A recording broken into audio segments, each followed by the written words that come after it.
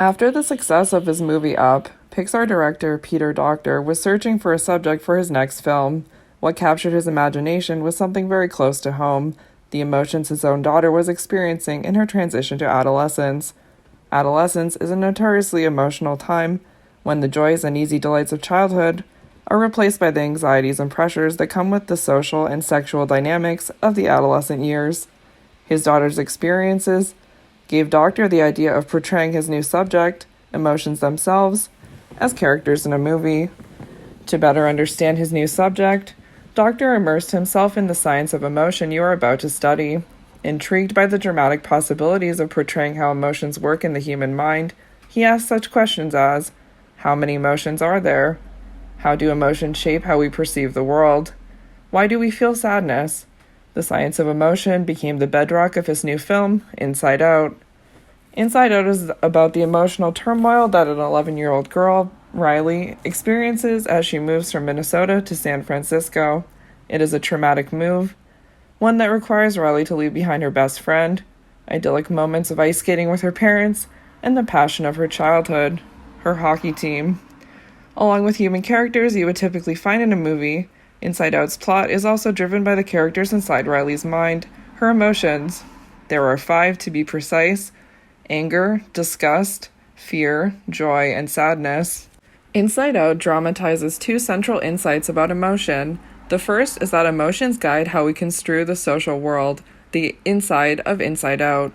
The 5 emotions depicted in the film vie for control over a console in Riley's mind, and once in charge, if only for a second or two, they guide how Riley construes her present circumstances. For example, in one scene, when Riley's dad offers to walk with her to her first day of school, the voice of disgust rises to provide an evaluation of how mortifying it would be to be seen with her dad. These emotions also guide how Riley thinks about the past. In one of the more poignant scenes in the film, Riley's current sadness adds a blue tint to her joyous yellow-hued memories of her childhood in Minnesota. A careful viewing of Inside Out illustrates a second overarching idea about emotion. Emotions guide our social behavior in immediate and powerful ways, the out of Inside Out. Anger drives Riley's behavior when she competes fiercely on the ice rink or storms upstairs during a fight with her parents. Even sadness prompts thoughtful and wise action, guiding Riley to comfort her imaginary friend when he has lost the wagon they had played in during Riley's childhood. If you watch the film carefully, you will see how artfully Docter shows that fleeting emotional shifts in Riley's mind quickly lead to behaviors that fit the present context. Emotions give rise to action.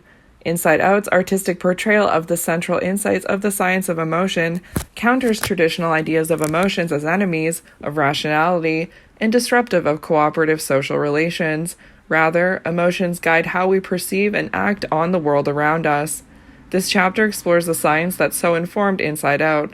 In doing so, we will seek answers to several enduring questions. In what ways are emotions universal, and in what ways do they vary across cultures?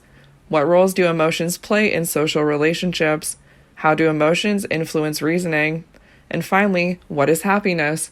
Before tackling these questions, we first attempt to define emotion, not a simple task. Outline: characterizing emotion. Emotional expression, universal and culturally specific. Emotions and social relationships. Emotions and understanding the social world. Happiness. Peter Docter. Academy Award-winning Disney Pixar director Peter Docter drew upon the science of emotion in making his hit movie Inside Out. We all know that emotions are useless and bad for our peace of mind and our blood pressure. B.F. Skinner. Characterizing emotion. Light is something everybody can see but is hard to define. The same is true of emotions. When you experience cold feet before giving a presentation in class, what is that experience of fear like? When you are awestruck by coastal redwoods over 350 feet tall, what makes up those feelings of the sublime? What happens when a stranger's kindness moves you to tears? What are emotions, and critically, how do they differ from other kinds of feeling states, such as moods and more general feelings of, say, well-being or despair? Emotions can be defined as brief, specific, subjective responses to challenges or opportunities that are important to our goals. Usually an emotion lasts only for seconds or minutes. Facial expressions of emotion typically last between 1 and 5 seconds. Many physiological responses that accompany emotion, sweaty palms, tearing up, blushing, goosebumps, tend to last only dozens of seconds or minutes. In contrast, moods, such as feeling irritable or blue, can last for hours or even days. Emotional disorders, including depression and generalized anxiety, last for weeks, months, or years. Emotion, a brief, specific response, both psychological and physiological, that helps people meet goals, including social goals. Emotions are also specific. They arise in response to specific people and events. Most typically in our immediate social environment, the politician whose rhetoric infuriates you, the kind friend whose act of generosity fills you with gratitude, the ill relative whose demise saddens you. Philosophers call the focus of an emotional experience its intentional object. When you're angry, you usually have a very clear sense of what you're angry about, say the cutting remark of a rival. By contrast, other feeling states, such as moods and disorders, are more diffuse and it isn't always clear what they're about. Why do we have emotions? What functions might these brief, specific states serve? One answer is that they help us interpret our surrounding circumstances. Any situation can be construed in multiple ways, thereby eliciting a variety of behaviors. When at a party, you might attend to a new acquaintance's awkward attempts to mix with your friends, the blowhard in the corner singing his own praises, or signs of conflict that might require your deft intervention. Emotions prioritize which events you attend to in the environment, influence how much weight you assign them, determine how to reason about them, and even affect whether you deem them right or wrong. A second purpose emotions serve is to prompt us to act. Without emotions, we would be lost in thought. When you see a friend suffering, it is feelings of sympathy that spur altruistic action. Fear shifts the body's physiology. It raises blood pressure, for example, in ways that enable you to flee peril quickly and effectively. Even an emotion like anger, which might appear to produce maladaptive outbursts and temper tantrums, more typically produces specific actions that remedy injustice. For example, in studies of protesters who demonstrate against low wages, unemployment, discrimination, and police violence, it is the experience of anger that consistently predicts whether an individual will join a march or sign a petition. Anger even appears to drive protests against injustice in non-human primates. In one study, 2 capuchin monkeys sat next to each other and traded tokens with an experimenter in exchange for food. When both received cucumbers from the experimenter, they each performed the task calmly and contentedly. However, when one received a more desirable grape, nearly half the monkeys who still received only the bland cucumbers refused to exchange tokens for food, and many threw their cucumbers in angry protest. In this way, emotions, even anger, motivate specific actions that advance our goals.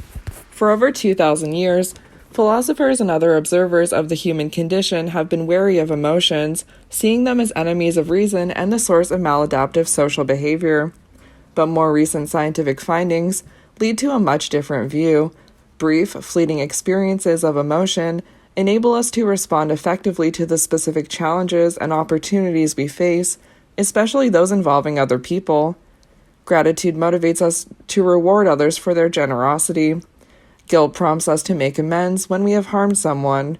Anger impels us to right social wrongs and restore justice. Of course, not every episode of emotion has positive results. Outbursts of anger, for example, can end friendships, lead to incarceration, and even start wars. But in general, emotions motivate and guide appropriate goal-directed behavior that supports stronger and smoother social relationships. Emotions and actions. A. This angry-looking monkey shows a classic threat display signaling aggressive intentions, like he might throw a cucumber. B. This demonstrator shows a similar pattern of expressive behavior, signaling anger at the injustice she is protesting. So you can see in the 2 pictures, they both have their mouths open and like their canines are showing and like lowered brows.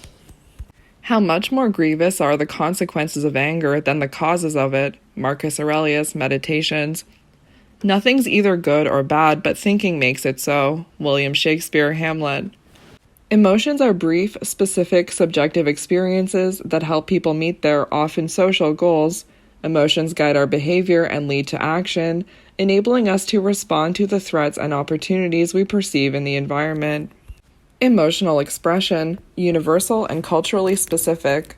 An evolutionary approach entails a view of emotions as adaptive reactions to survival-related threats and opportunities.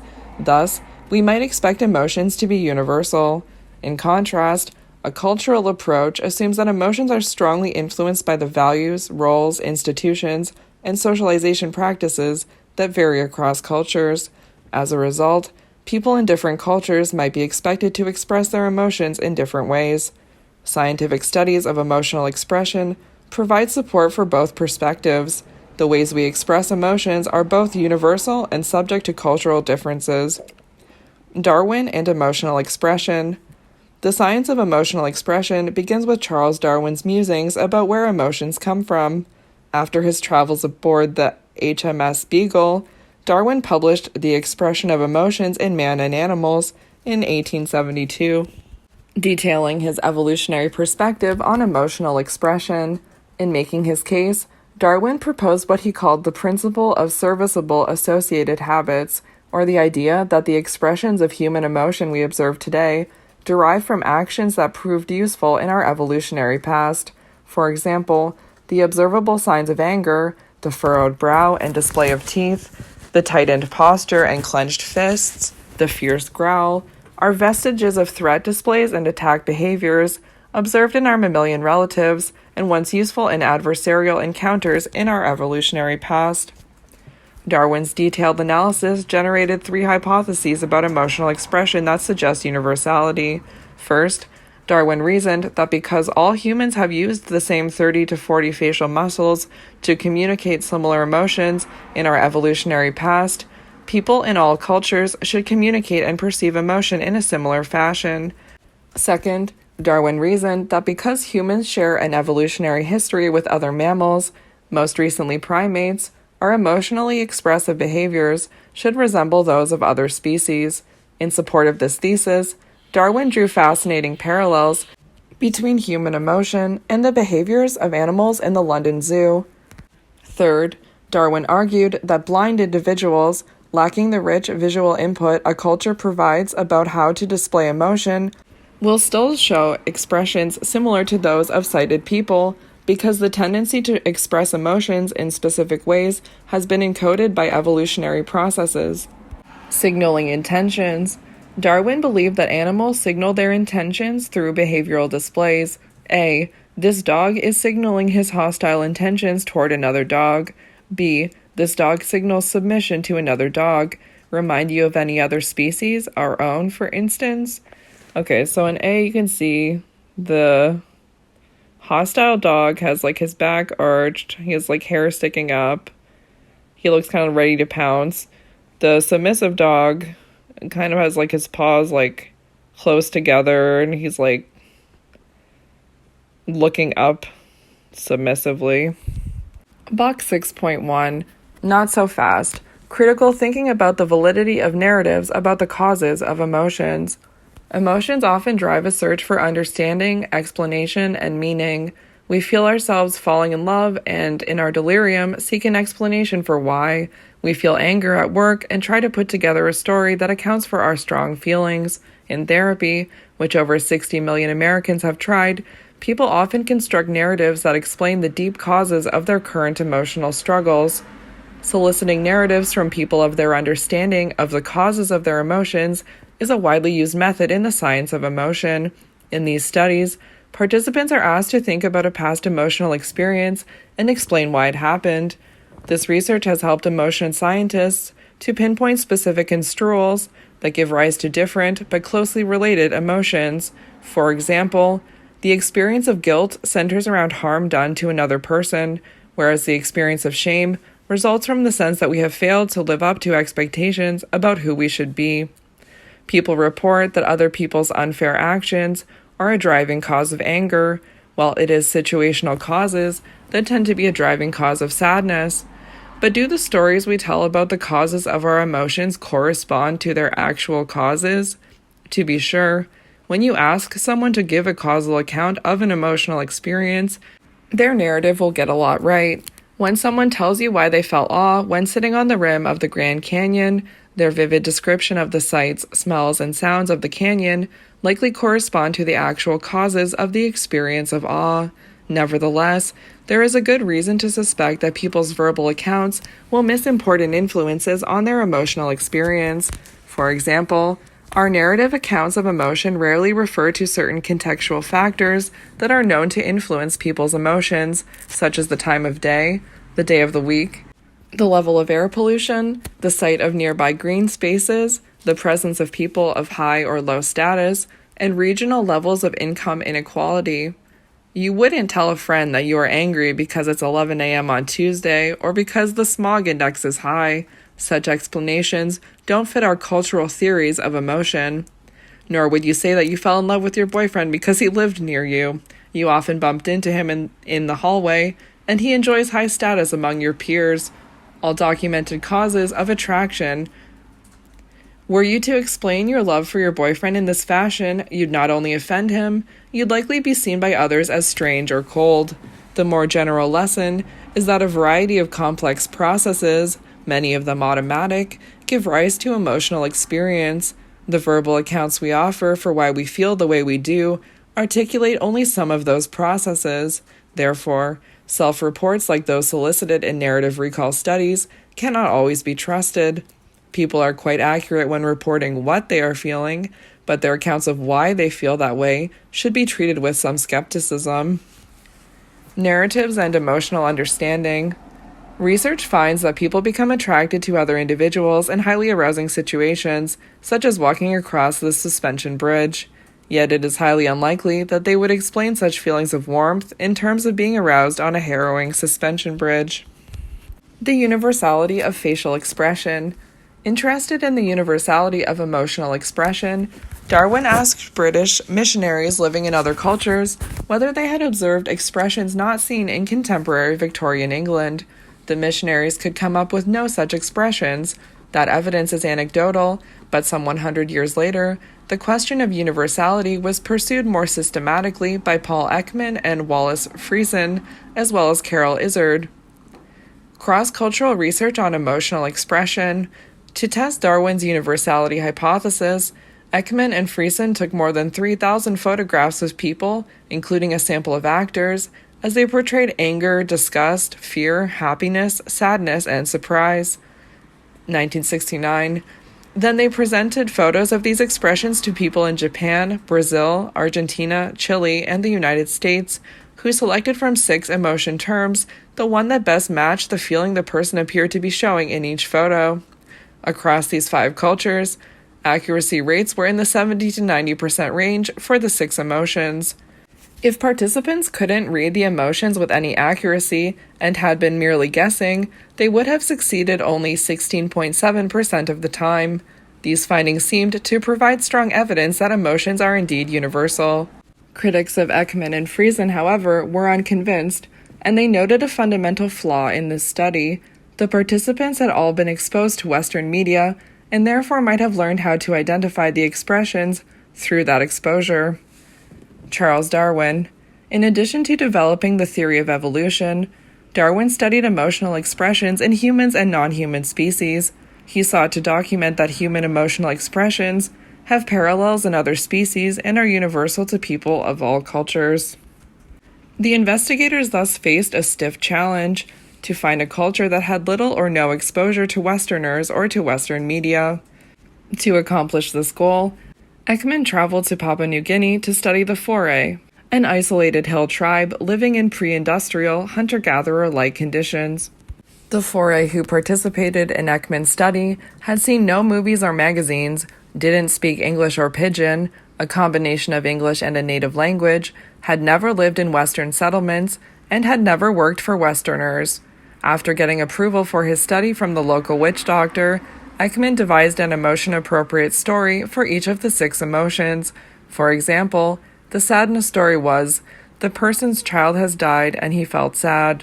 For adult participants, he presented photos of 3 different expressions, along with a story that matched one of the expressions, and asked them to match the story to the appropriate expression. 1971. Here, chance guessing would have yielded an accuracy rate of 33%. Children in the study had to select from 2 photos to match an expression to a story. In this case, chance guessing would be 50%. The 4A adults achieved accuracy rates ranging from 68 to 92% in judging the 6 emotions. The children achieved accuracy rates ranging from 81% to 98%. Figure 6.1. Recognizing facial expressions of emotion. Groups of Americans and 4A tribe members in New Guinea both reliably judged the emotions expressed in these photos at higher rates of accuracy than expected by chance. This study demonstrated that facial expressions of emotion have been shaped by evolution and are universal. So you can see on the left, you can see an American woman smiling, and you can see a man from the 4A tribe smiling, it looks like. And then on the right, you can see an American woman and a man from the 4A showing disgust, like their wrinkled nose, and it looks like. Ekman also videotaped the posed expressions of 4A participants as they imagined being the person in the 6 emotion-specific stories, then presented these clips to American college students, who selected from 6 emotion terms the one that best matched the 4A's pose, figure 6.1. The students labeled the posed expressions of the 4A with above chance accuracy for each emotion except fear. Over 90 subsequent studies have confirmed these results, finding that people from cultures that differ in religion, political structure, economic development, and independence versus interdependence nevertheless agree a great deal on how they label the photos depicting happiness, surprise, sadness, anger, disgust, and fear. Emotional expression in other animals. Darwin's second claim that our emotional expressions resemble those of our mammalian relatives has helped explain their origins in humans. For example, chimps show threat displays and emit whimpers that are remarkably similar to our own displays of anger and sadness. When interacting in a friendly fashion, non-human primates show the silent bared teeth display that resembles our smile, and when playing and wrestling, they exhibit the relaxed open mouth display, the predecessor to the human laugh. Similarly, many of the brief sounds humans use to communicate emotion, shrieks, laughs, cries, growls, and the mms when eating delicious food, resemble the emotion-related calls of other primates. Origins of our emotional expressions. These chimpanzees demonstrate 2 facial expressions that resemble those of humans.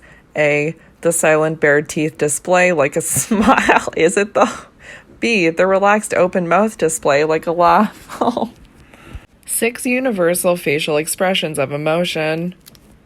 So happiness, surprise, sadness, anger, disgust, and fear. Happiness, he is smiling.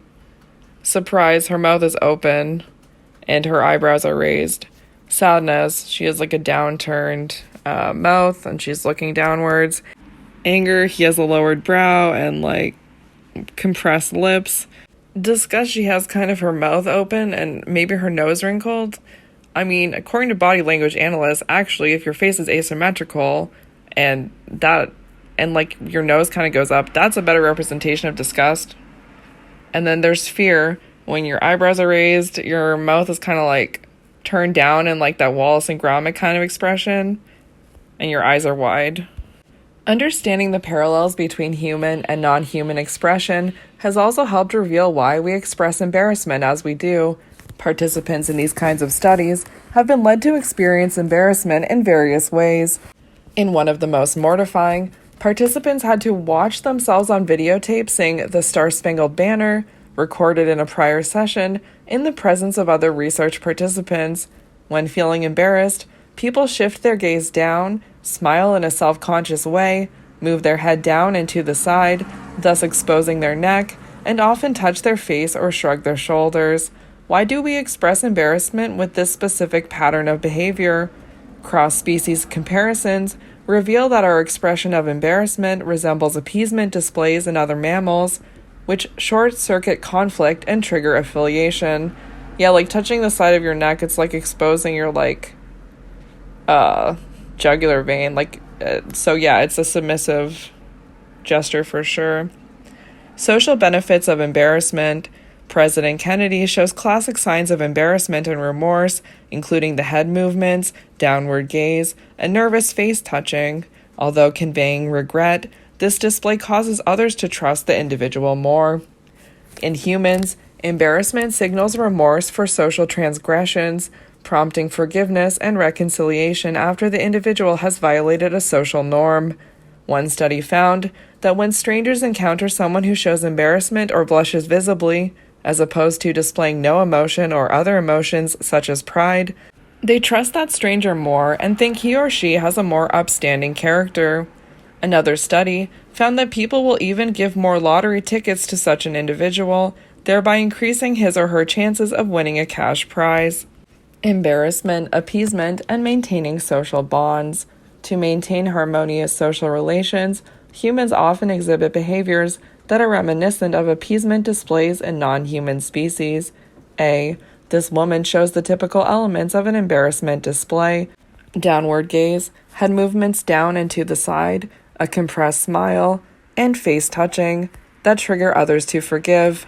B. The chimp on the right is the alpha male, who is deliberately ignoring a subordinate in the middle, who bows for him and pant grunts loudly, which is the chimpanzee's expression of low status. So you can see in the picture on the left, the woman is looking down, she has her hand on her face, and yeah, it is a compressed smile. On the right, the alpha monkey looks kind of like thoughtful, and then the monkey in the middle is like, yeah, crouched down, bowing, and apparently pant grunting. Emotional expression among the blind. Recent studies of pride and shame bring together Darwin's ideas about cross-species similarities, universality, and the expressions of emotion by those born without eyesight. Pride is the feeling associated with gaining status through socially valued actions. The emotion is reliably signaled with dominance-related behaviors seen in other mammals: expansive posture, chest expansion, head movements up and back, and an upward arm thrust. And the emotion appears to be universal. When Jessica Tracy and Richard Robbins traveled to Burkina Faso in Africa, they found that a remote tribe there could readily identify displays of pride from photos. Studies of blind individuals have shown that their expressions of emotion are remarkably similar to those of sighted people. Tracy and Matsumoto, 2008, analyzed the emotional expressions of sighted and blind Olympic athletes from 37 countries just after they had either won or lost a judo competition. Congenitally blind athletes, who made up part of the sample, had received no visual input from their culture about how to express emotion non-verbally. Sure enough, after victory, both sighted and blind athletes, including those blind from birth, expressed pride with smiles and by tilting their head back, expanding their chest, and raising their arms in the air. After losing, both groups of athletes lowered their head and slumped their shoulders in shame. Cultural specificity of emotional expression. Although there does appear to be a great deal of universality in how people express emotion across cultures, when anthropologists began writing about the emotional lives of people in different cultures, they noticed cultural variations in emotional expressions. In one well-known study, the Uktu Inuit of Alaska, colloquially referred to as the Eskimos, were never seen by visiting anthropologists to express anger. 1960, even when visiting Europeans stole their canoes or acted rudely, the Inuit showed no anger. How can we begin to understand such cultural variation in emotional reactions and emotional expression? Culture and focal emotions. Cultures seem to be defined by particular emotions. Tibet is a compassionate culture, Mexico a proud one, and Brazil an affectionate, flirtatious one. Bacha Mesquita proposes that cultures vary in their focal emotions, those that are relatively common in the everyday lives of the members of a culture, and are experienced and expressed with greater frequency and intensity. For example, anger appears to be a more focal emotion in cultures that value honor. Sexual slurs and insults to the family are highly charged events that trigger more anger than in cultures that don't prioritize honor. Focal emotion, an emotion that is especially common within a particular culture. Consider embarrassment and shame. These emotions convey modesty and an appreciation of others' opinions. core concerns in interdependent cultures. Indeed, recent studies have confirmed that shame and embarrassment are focal emotions in more interdependent cultures. In China, a highly interdependent culture, there are at least 113 words to describe shame and embarrassment, far exceeding the 25 or so synonyms in the English language. The degree to which an emotion is focal is also evident in expressive behavior. In the study of Olympic athletes we considered earlier, athletes from interdependent cultures, such as China and Japan, showed more intense shoulder shrugs of shame in response to losing than did athletes from independent cultures, such as the United States.